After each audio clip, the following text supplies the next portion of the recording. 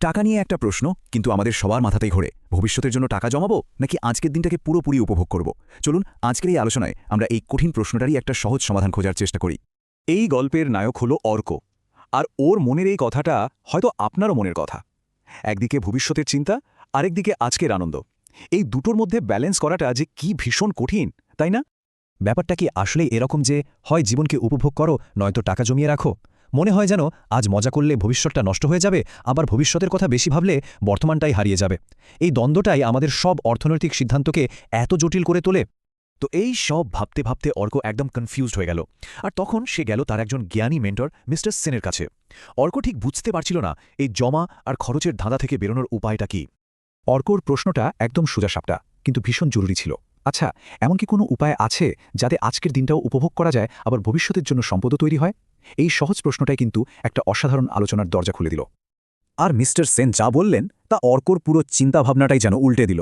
তিনি বোঝালেন যে আমরা আসলে সমস্যাটাকেই ভুল জায়গা থেকে দেখছি। বাহ, কি দারুণ একটা কথা, তাই না? মিস্টার সেনের মতে সমস্যাটা জীবনটাকে এনজয় করা নিয়ে নয়। আসল সমস্যা হলো কোনো প্ল্যান বা সিস্টেম ছাড়া চলা। মানুষ আসলে মজা করার জন্য গরিব হয় না, মানুষ গরিব হয় খরচের কোনো নিয়ম না থাকার কারণে। তাহলে সমাধানটা কি? মিস্টার সেন বললেন সমাধান হলো একটা সিস্টেম তৈরি করা, মানে এমন একটা অটোমেটিক ব্যবস্থা যা আপনার জন্য তিক্ষ টাকা বাড়াতে থাকবে, আর আপনি কোনো রকম অপরাধবোধ ছাড়াই আজকের জীবনটাকে উপভোগ করতে পারবেন।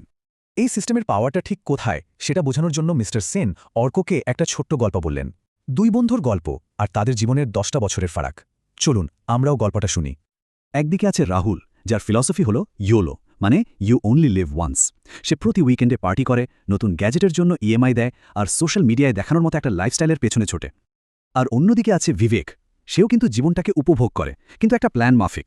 ধরা যাক সে প্রতি মাসে মাত্র 5,000 টাকা অটোমেটিক ইনভেস্ট করে, আর মজা করার জন্য একটা নির্দিষ্ট বাজেট রাখে। আচ্ছা, ভাবতে পারেন 10 বছর পর রাহুলের কাছে কত টাকা ছিল? শুনলে অবাক হবেন, মাত্র 12,000 টাকা। এত বছর ধরে আয় করার পরেও কোনো সিস্টেম না থাকায় তার ফাইন্যান্সিয়াল গ্রোথ প্রায় শূন্য। আর বিবেকের কি হলো? ওর সেই ছোট্ট মাসিক ইনভেস্টমেন্টটা 10 বছরে বেড়ে কোথায় গিয়ে দাঁড়ালো জানেন? প্রায় 12 থেকে 14 লাখ টাকা। একই সময় দুজনেই জীবনটাকে উপভোগ করেছে, কিন্তু শুধুমাত্র একটা সিস্টেম থাকার কারণে ফলাফলে আকাশ পাতাল তফাৎ। এটাই হলো কম্পাউন্ডিংয়ের জাদু। এটা দেখার পর অর্কর মাথা ঘুরে গেল। ও বুঝতে পারল বিবেক তো মজা কম করেনি, সেও বন্ধুদের সাথে আড্ডা দিয়েছে, ঘুরতে গেছে, কিন্তু সে রাহুলের মতো এলোমেলোভাবে চলেনি। আসল কথা হলো স্মার্টলি উপভোগ করাও সম্ভব।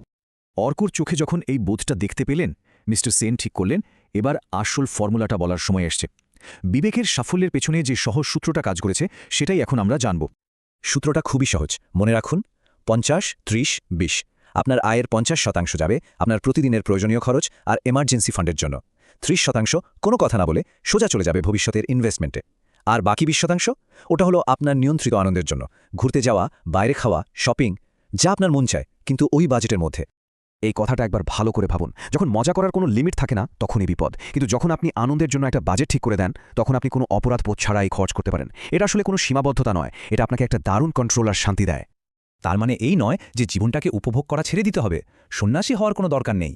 আসল কথা হলো প্ল্যান ছাড়া চলাটা বন্ধ করতে হবে। আগে প্ল্যান, তারপর উপভোগ। এই ফর্মুলাটা জানার পর অর্ক আর 1 মিনিটও দেরি করল না। সে সঙ্গে সঙ্গে কাজে লেগে পড়ল। চলুন দেখি ও কিভাবে এই জ্ঞানটাকে বাস্তবে কাজে লাগালো। অর্ক খুব সহজ 3টে কাজ করল। 1, ইনভেস্টমেন্টের জন্য একটা অটোমেটিক এসআইপি মানে সিস্টেম্যাটিক ইনভেস্টমেন্ট প্ল্যান চালু করে দিল, যাতে প্রতি মাসে টাকাটা নিজে থেকে ইনভেস্ট হয়ে যায়। 2, ঘোরার আর বিনোদনের জন্য একটা মাসিক বাজেট তৈরি করল। আর 3, যাতা জিনিস কেনা বন্ধ করে শুধুমাত্র সেই জিনিসগুলোতেই টাকা খরচা করা শুরু করল যা ওর জীবনে সত্যিই কোনো ভ্যালু অ্যাড করে। এর ফলে কি হলো জানেন? অর্কর জীবন থেকে একটা বিরাট জিনিস দূর হয়ে গেল, অপরাধবোধ। এখন ও যখন বন্ধুদের সাথে রেস্টুরেন্টে যায় বা নিজের জন্য কিছু কেনে, ওর আর গিল্টি ফিল হয় না, কারণ ও জানে ওর ভবিষ্যতের প্ল্যান একদম ঠিকঠাক আছে, আর এই খরচটা সেই প্ল্যানেরই একটা অংশ। তো এই পুরো গল্প থেকে আমরা একদম শেষে এসে পৌঁছেছি, যেখানে সবচেয়ে বড় শিক্ষাটা লুকিয়ে আছে। এটাই সেই মাইন্ডসেট শিফট যা জীবন আর টাকার মধ্যে আসল ভারসাম্য এনে দেবে। আর এটাই হলো সবচেয়ে দামি কথা। আজকের আনন্দ আর ভবিষ্যতের সম্পদ এরা একে অপরের শত্রু নয়, বরং এরা একে অপরের বন্ধু। আপনি যখন স্মার্টলি আজকের দিনটাকে উপভোগ করেন, তখন ভবিষ্যতের জন্য কাজ করার আরও বেশি শক্তি আর মোটিভেশন পান। অর্কর গল্প তো আমরা শুনলাম, কিন্তু এবার প্রশ্নটা নিজের জন্য। নিজের জীবনে কি শুধুই আজকের কথা ভাবা হচ্ছে, নাকি ভবিষ্যতের জন্য বর্তমানকে পুরোপুরি বিসর্জন দেওয়া হচ্ছে, নাকি এমন একটা সিস্টেম তৈরি করা হয়েছে যা দুটোকেই একসাথে নিয়ে চলে? আপনার সিস্টেমটা কি?